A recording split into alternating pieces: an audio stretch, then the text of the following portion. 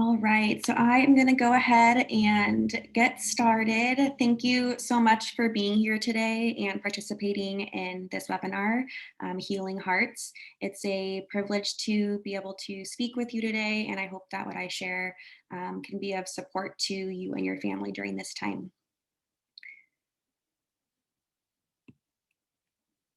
So Hearts Connected is a professional organization supporting children through various situations and challenges.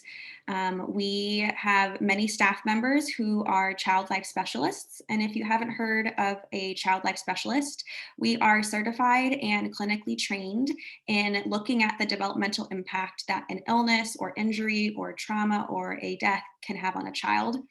A large amount of our experience is in the hospital setting. So we have an extensive background in understanding how a medical experience or medical stuff in general can affect a child and kind of what they experience in a hospital setting. And we utilize all this knowledge to be able to reduce fear and anxiety through various types of therapeutic activities, different interventions, supportive resources, and family support. Dee Dee Fritz is our president and founder of Hearts Connected. She was a pediatric nurse for over 30 years and was able to witness the impact that child life specialists played in the hospital setting. And with the ability that she was able to see of how child life was able to impact the patients and the families that she interacted with, she also saw a gap in care where child life wasn't a common resource or service outside of the hospital. And so she wanted to create Hearts Connected so that child life services could be available to more children and family outside of the hospital setting. And then my name is Carissa. It's very nice to meet all of you. I am a certified child life specialist, and I worked for over 5 years at Rady Children's Hospital in San Diego. And a part of my graduate program as well was focused on bereavement and grief. I was able to work under the bereavement and community educator for my entire graduate program, where I was able to help her in planning and facilitating grief camps for kids and also develop their grief resources for their hospital. So I'm very passionate about supporting children and families through various life circumstances, and especially through grief and loss. I thought it would be helpful since we have people here from from all over the United States. I thought it'd be helpful for us to be able to connect a little bit and learn about how old your child or children are so we could see any commonalities. So I am going to start a poll.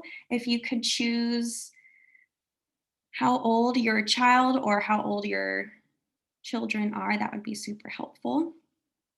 And I'll just give a minute or two.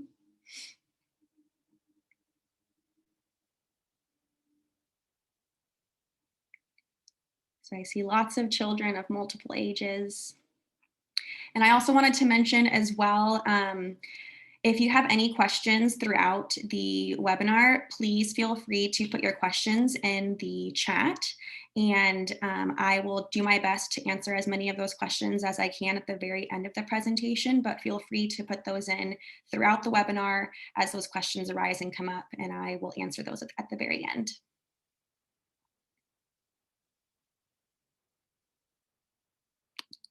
So it looks like children in multiple age groups, which is going to be great for this presentation because it addresses all of the different developmental stages of children and what they understand in grief and how they express grief. So I hope that this will be helpful to you. So how do children grieve? Every child, just like every adult, grieves uniquely and differently. So no two siblings' grief may look the same. You may expect your child, because they're normally outwardly emotional and expressive, to grieve very outwardly and expressively, and they may not. Or you may expect, two kiddos of the same age within your family to grieve in a similar way, and they may not. So it's just really great to be aware that all children grieve very uniquely and differently, just like adults do. Grief is also something that takes time. Not only is grief something that takes time to show itself in children, but it also takes time in the way that it adapts and changes throughout a child's life. And so, just to be aware that grief might not be something that presents itself in a strong way right away, but it may present itself in strong ways at different milestones throughout a child's life. Grief also comes in waves. So I like to think as grief as like grief spurts in young children. So we'll see, very young kids go from playing to having a big outburst of emotions and then going right back to playing. And a large part of why grief can come in waves for children is because they don't quite have the emotional capacity yet to be able to handle those big feelings of grief for long periods of time. So it's very normal for grief to come in waves, and for adolescents especially too, it's normal for grief to show itself in waves as that teen is learning to adapt to being around their friends, being home, trying to get schoolwork done, all of those other life circumstances that have to continue taking place. And so grief can come in waves in that sense as well. And changes can also happen in grief throughout the different life stages of a child. So, the grief that your infant or toddler or your school age child might be demonstrating right now may look very different in 3, 4, 5 years as they go into adolescence. And so, this presentation is going to touch on those different grief responses based on developmental stage to kind of see how grief can transition and change throughout a child or teen's life as well. So, with that said, what do children understand and how do they express grief? And the next two slides is going to be a lot of information, and I really hope that it's not going to be, too overwhelming of information. What is really important to me when I am supporting families is that instead of just giving ideas of ways to support your child, I think it's so important to empower parents to really have a good understanding about what their child knows about the situation. So I really want to share with you what a child is able to comprehend and cognitively conceptualize about death and about grief at these different stages so that their expressions make more sense. And then the way that we can support them also makes more sense and can come easier.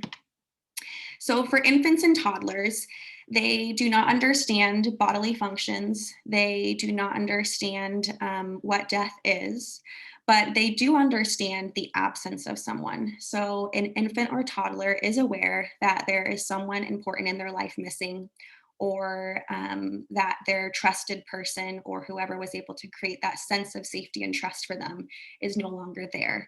And that can be a really frightening and stressful experience for an infant and toddler.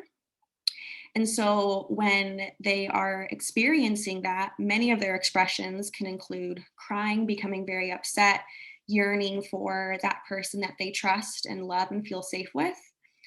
Especially in this developmental stage, a infant is developing their sense of trust and safety, and toddlers are developing their sense of autonomy as well as validating that sense of safety and trust that they built during infancy. And so to experience the absence of their person who has died is a very stressful experience. So it's very normal for lots of crying to occur, for sleeping patterns to change, for eating patterns to change as well, and for regression to occur. So, regression in an infant or toddler might be, maybe your toddler has finally transitioned from using a binky to just being able to use their stuffed animal and to cuddle with that instead at nighttime. But now they're asking for their binky again, or maybe they're asking for their bottle again, or maybe an infant is really needing to be held now to be able to fall asleep. So, all of these forms of regression is a child's way of just showing that they are needing safety and trust because they're missing someone in their life that was able to provide that for them. Separation anxiety is also something that we see very commonly in infants and toddlers. And again, this is because they have sensed that someone that they love and trust is no longer there with them. And so they don't want to lose anyone else that has a role similar to abandon them as well. And so they are really yearning for connection. And so that separation anxiety is a very common expression of grief in this age group as well. For preschool aged kids, they are beginning to understand the body. So they're learning about, what their heart is and how it beats. They're learning about their brain inside their head and their eyes and their nose, and they're learning about how the body works. And they're just beginning to understand some science facts and are getting really interested in the world around them. But what they don't understand is the permanency of death. So they can begin learning what it means when something dies, like they understand that something is no longer working, but they may not understand that that thing that's no longer working or that person that is no longer alive is not going to come back to life, or that thing that's no longer working is not going to begin working again. And so that idea of permanency is really difficult for this age group to grasp.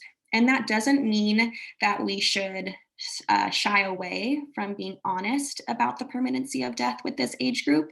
It's all the more reason to educate them so that we can help to build that awareness so that when they are coping with this death, we're helping to build an understanding so that they can cope more effectively through it. So, with this lack of understanding of permanency and this lack of understanding of time, what's really common for this age group is regression. So, very similar to infants and toddlers, many preschoolers will begin to regress maybe some other, like some old habits like biting, can start again, or accidents, or wanting to sleep in your bed again with you at nighttime.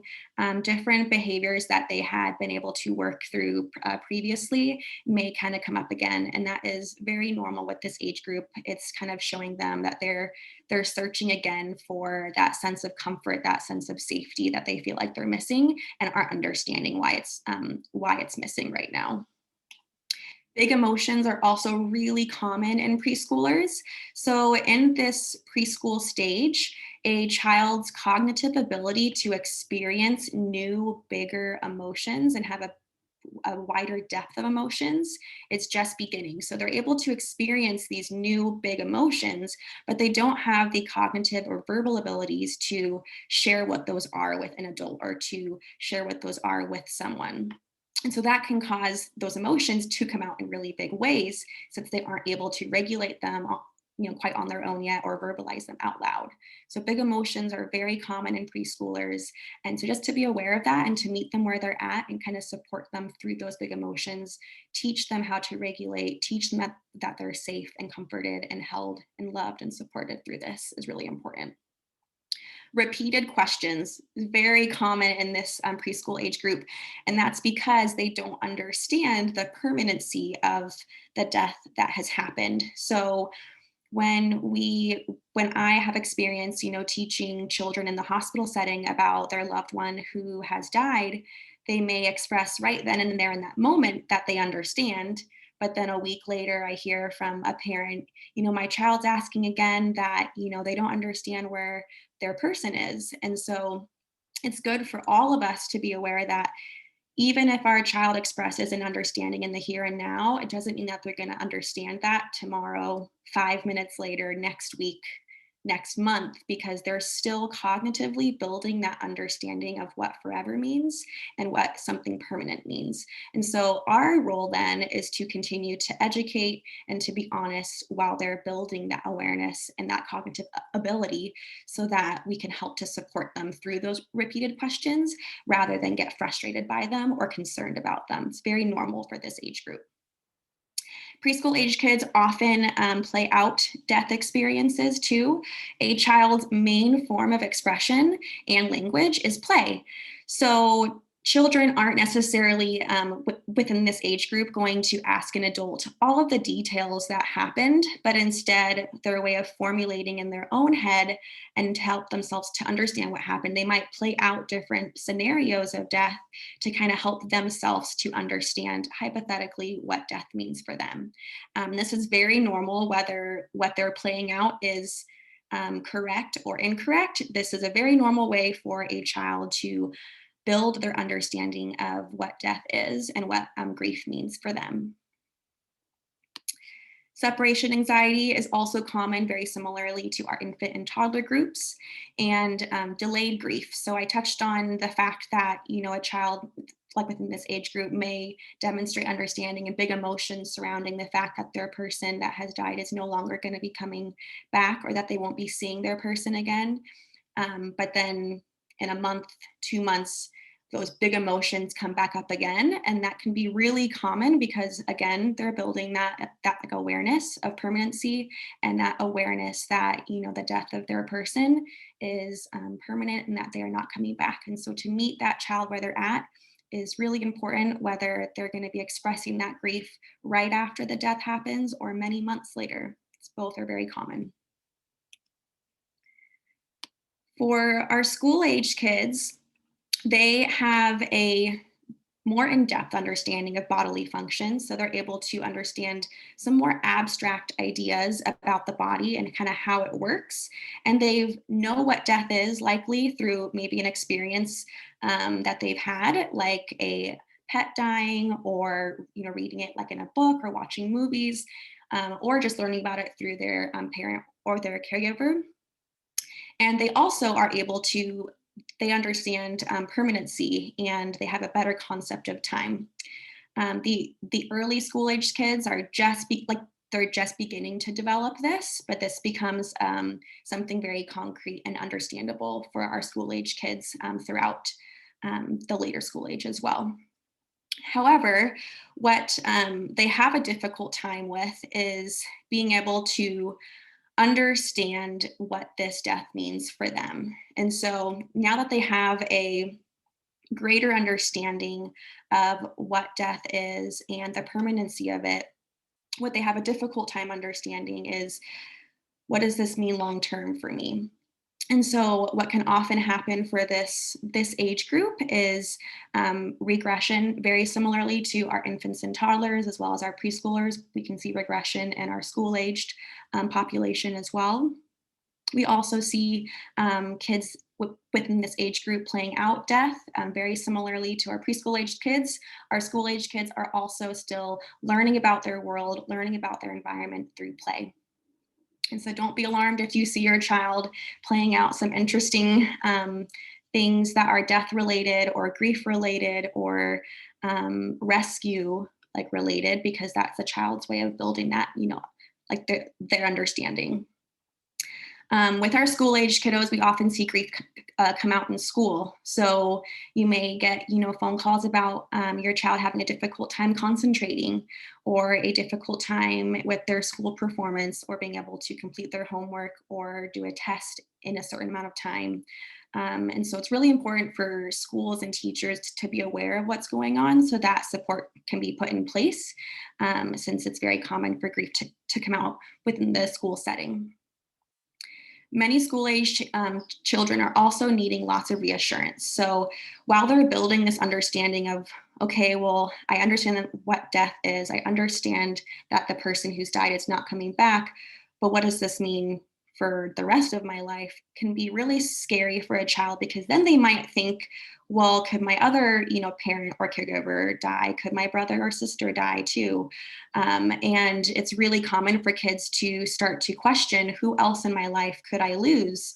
And again, this isn't a reason to shy away from being honest, because this question and this fear is going to be there whether we share it with a child or not. It's something that child will experience.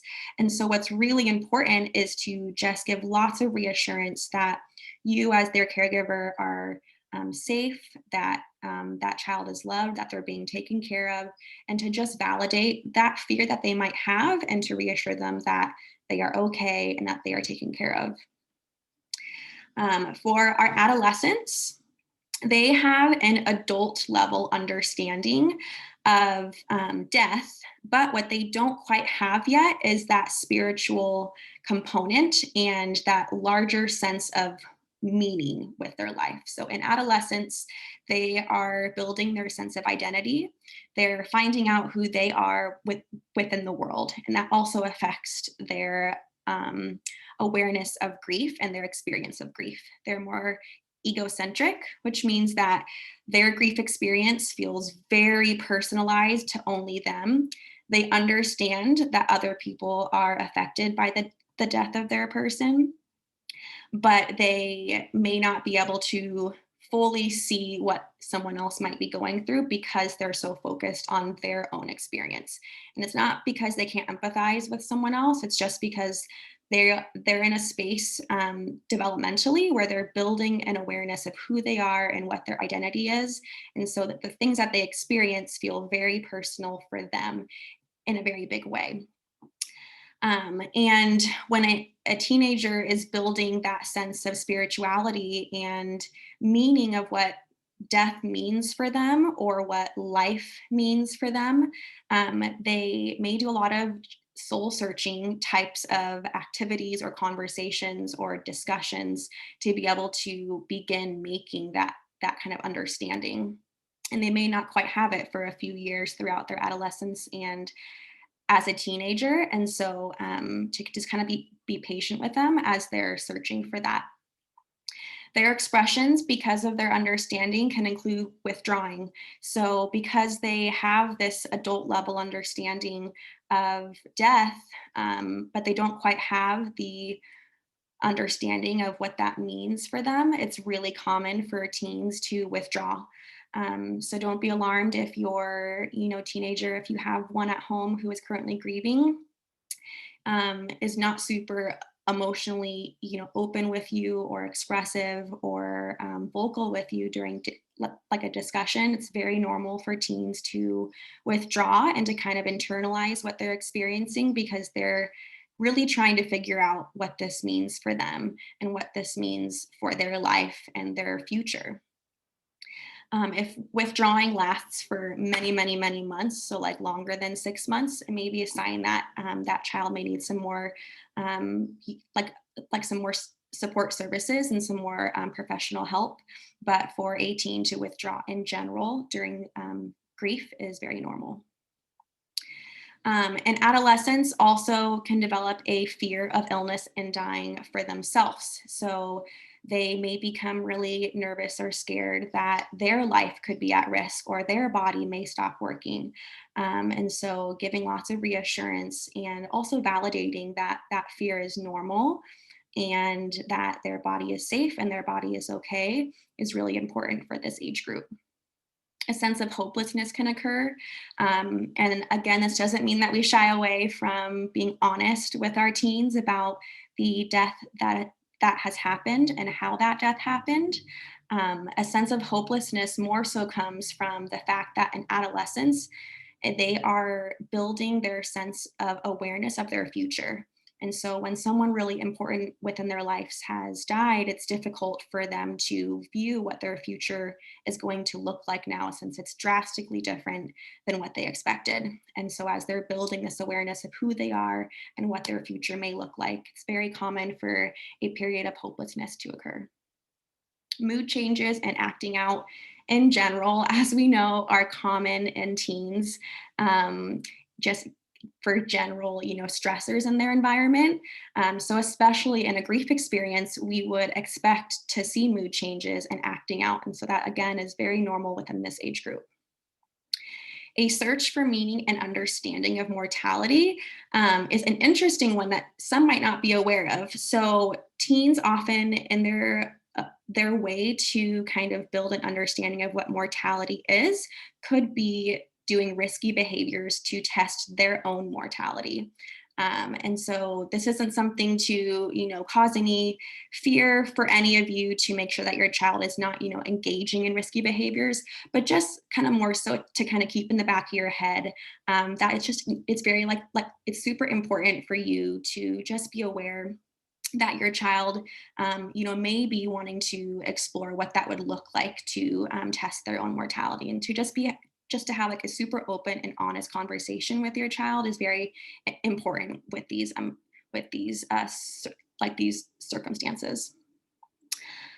Guilt and confusion can also happen with this age group. So many teens are able to view all of the different what ifs at this age. So cognitively, younger kids they're not able to look at all the different abstract views of what if this, or what if that, or what if I did this. Whereas teens are able to look at how things can be altered and changed. And so they may have lots of guilt around, I wish that I said this to my person, or I wish that I, got to see my person one more time, or I wish that I didn't get mad at my person before they had died. And so oftentimes feelings of guilt or confusion can arise. And so to address these as those come up is also super important. So now that we have an understanding of what children know with grief and what they are able to express because of their knowledge with grief, what do children need? So I know I gave you guys a lot of information in those last two slides about the development of children and their awareness of grief. And so this slide is going to be just more simplified and just some concrete ways to address what we just learned so that your child can be better supported. Number one, super important thing is to be honest. So it's really important to not hide anything from your child, to not be truthful, and to just make sure that that child knows what is happening and knows who has died and how they died, so that they can begin their journey of grief and be supported by you during their journey of grief. As we got to see, a lot of kids are building that sense of trust and safety throughout their life. And so when we're not honest, it can hinder that sense of trust and safety to continue developing. So it's really important to be honest with kiddos, especially during a difficult time. Kids really need to be acknowledged and included. So especially young kids, sometimes, someone might say that, a 2-year-old or a 3-year-old might not understand what's going on, so we don't need to share with them what is happening or like include them in, like the memorial service or things like that. When in reality, it's really important for a child's grief experience, whether it's super expressive or short little outbursts, or just a lack of awareness of what's happening, but they know that someone is missing, to just be able to acknowledge where they're at, to meet that child where they're at psychosocially and developmentally, so that they can feel supported through their grief and then also included. So giving them the ability to make choices to participate in the funeral or the memorial service, being included in certain rituals or ceremonies, being included in the grief experiences that the family is participating in. It's really important for kids to have the option and choice to feel included.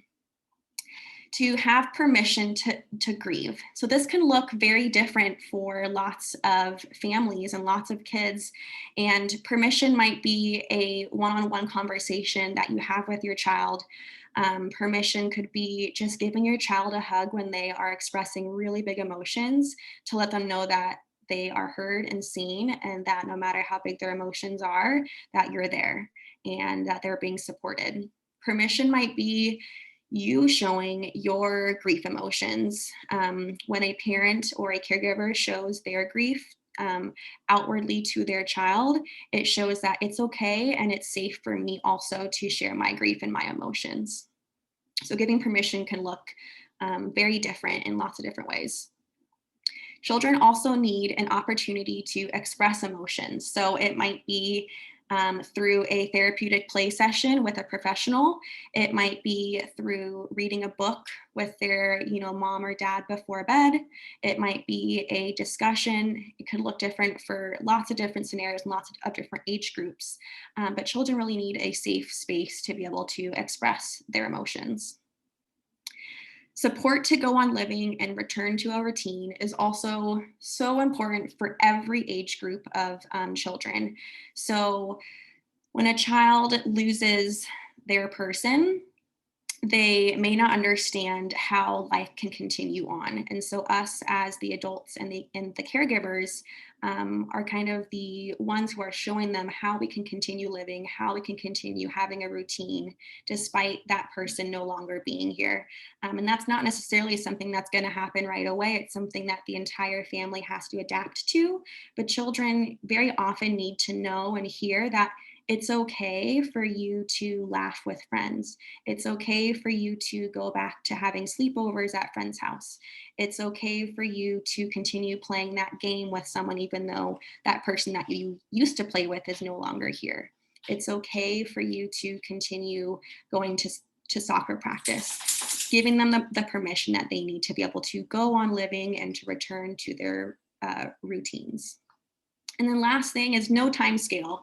So we talked about at the very beginning that children's grief can come in spurts. It can be delayed grief, and it can change and transform throughout time. And so it's really important that when we are supporting children, that we understand that they don't need a time scale. They just need to be met at where they're at and supported throughout their entire life and their development. So after a loss of someone, many families will ask about, what do I do for all of the firsts? Maybe it's the first anniversary, or the first holiday, or a child's first dance recital without their person. And so what's really important for these years of firsts, of things, the first time that that person is not there or not participating in something that's really important to a child or to a family, is to plan for special support. So, not to shy away or hide from the fact that this may be really hard, but instead to make it an open conversation of how can we plan for this if it is really hard. And have that child communicate what their needs might be. And maybe they are feeling confident about it and they don't need further support. But we don't know until we ask, or maybe you, as the caregiver, you realize that you will need extra support or you'll need certain things, and to be able to share that with your child so that they're aware of what their caregiver or their parent is needing for this first holiday without their person. Finding a way to reminisce during first experiences. So maybe that child's person would always bring flowers for their dance recital, and or maybe they had a favorite song that they would play during the holiday season, and to talk about those things and to maybe participate in doing some of those things for that child or for that experience, to connect with their loved one who is no longer here physically, but they're able to still maintain that connection of love with that person. And with that, also developing new traditions and new rituals.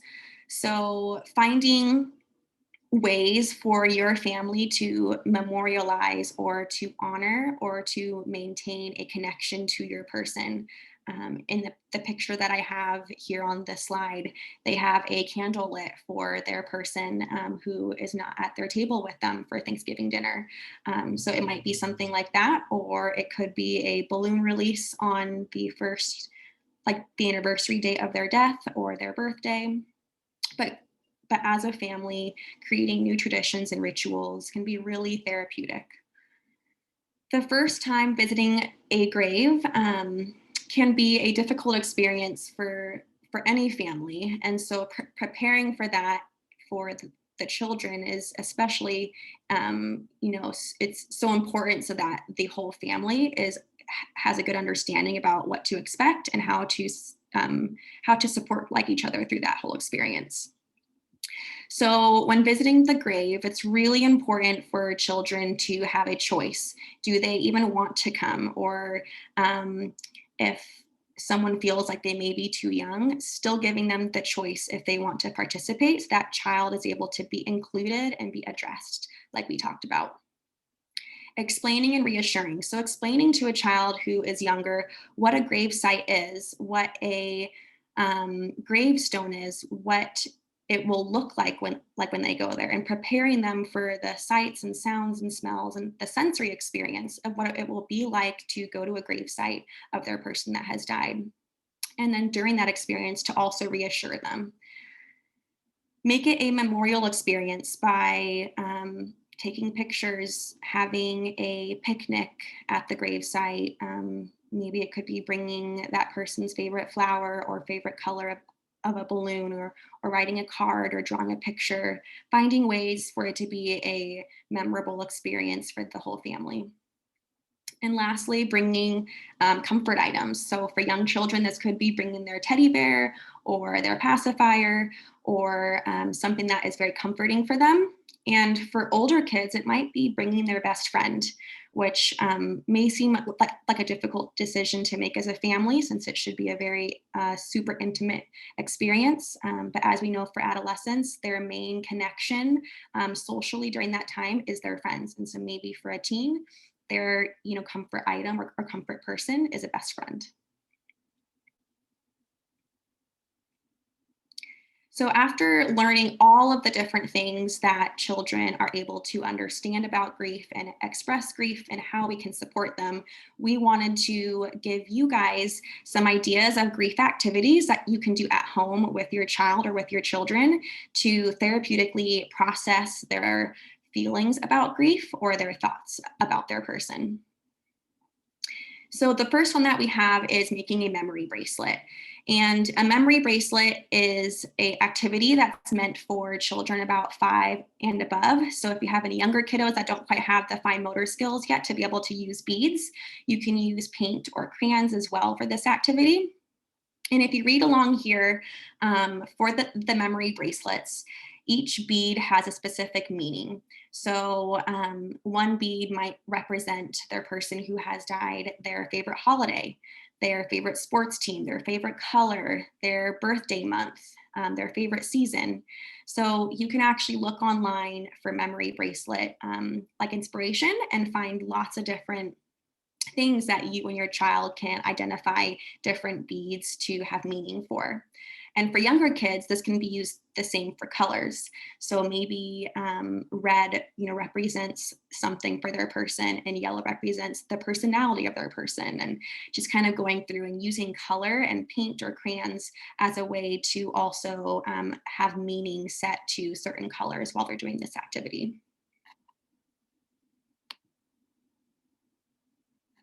Creating a memory box or a memory book is also something really therapeutic for kids and teens.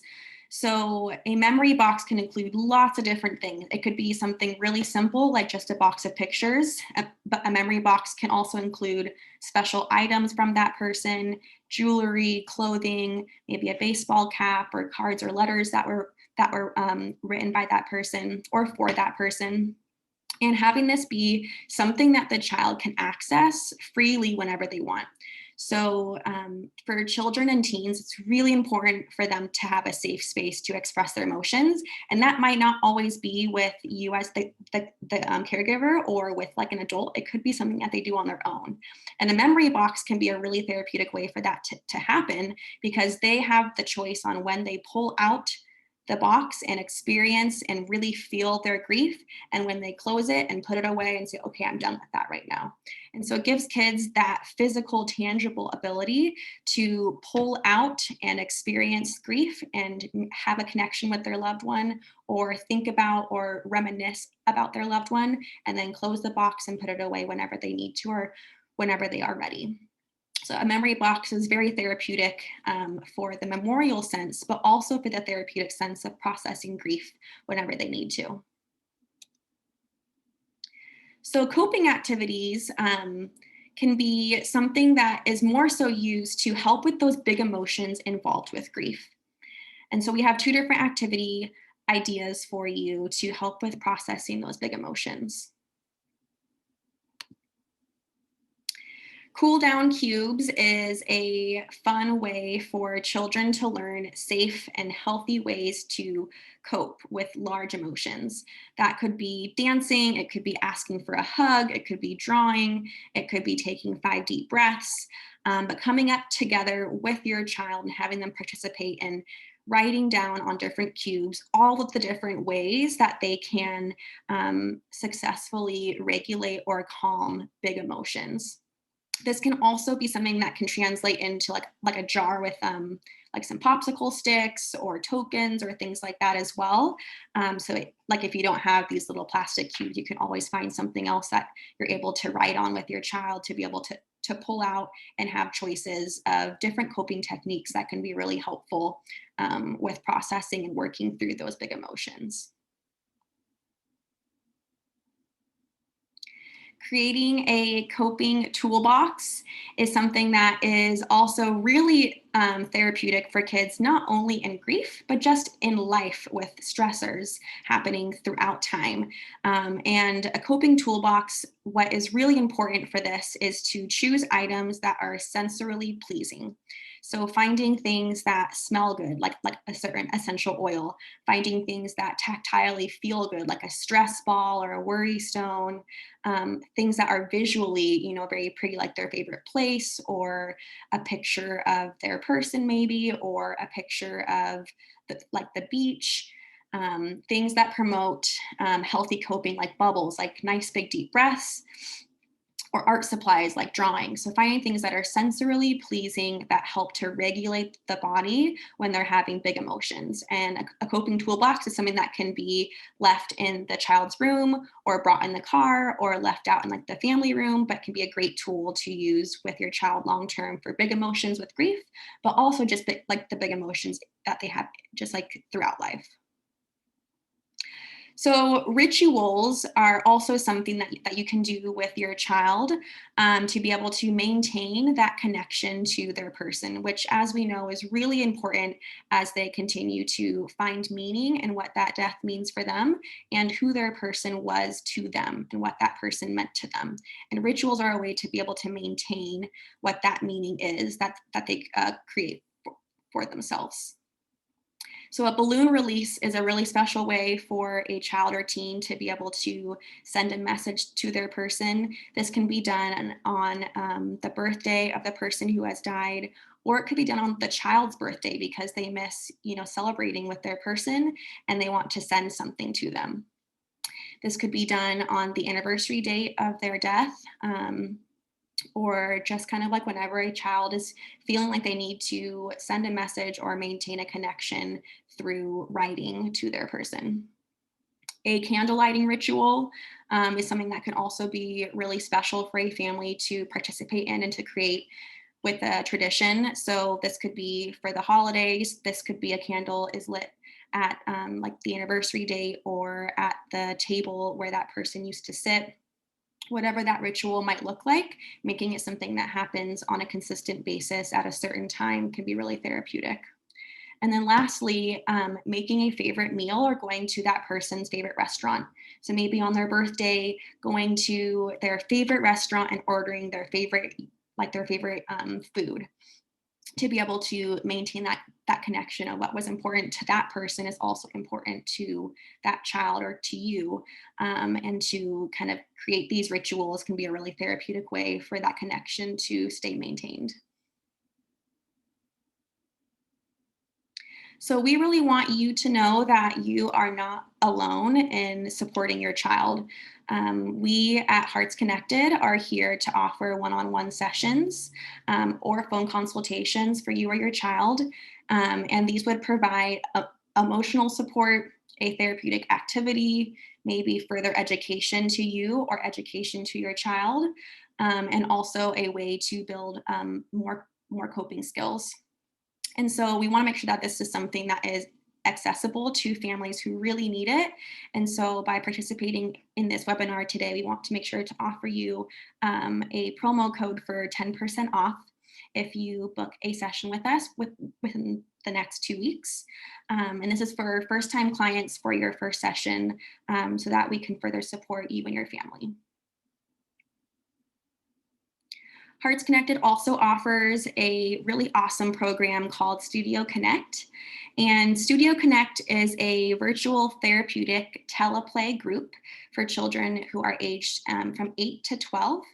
And this is a really awesome group where kids get to connect virtually and have a safe space to express their emotions and to build a coping toolbox and to build coping skills to deal with those emotions. And this is not necessarily a group that is grief related, but children who are experiencing grief are more than welcome to participate. But this is going to be kids who are experiencing stress in all different types of capacities and are really wanting to connect with kids and build healthy coping skills. All the supplies needed to build those coping tools and for the activity needed for Studio Connect will be sent to you as part of the kit as well, and as part of the price included.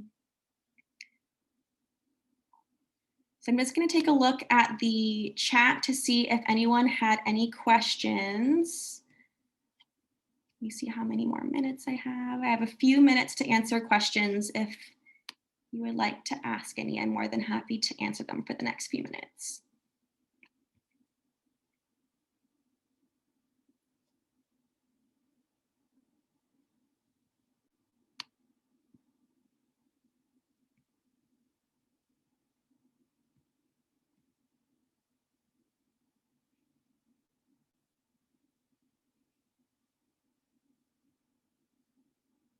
All right, did anyone else have any other questions? I didn't see any in my chat, but I'll just give a few more seconds for you to ask a question if needed.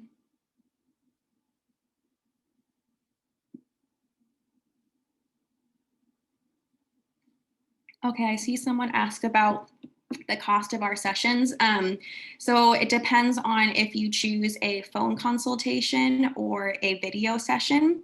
We offer 45-minute or 90-minute sessions, and all of those prices are included on our website. And I will show you on our next slide here how you can look those up. So if you go to our website at heartsconnected.org, we have all of our prices listed for the various sessions that we have available to our parents and caregivers as well as children. And then you're also more than welcome to email myself at Carissa@heartsconnected.org with any questions that may arise after this webinar is over or any questions about Hearts Connected. And you're also welcome to message our Hearts Connected general message as well, or to also call us.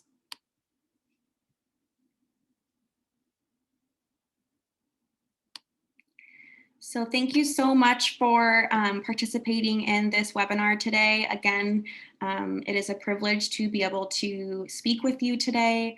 And I just so appreciate that I was given the opportunity to share a little bit of knowledge that I have with you. And I hope that what I was able to share today was helpful to you and will be of support to your child and to your family. Thank you so much. And I hope you guys have a great rest of your night. It was very nice to meet all of you.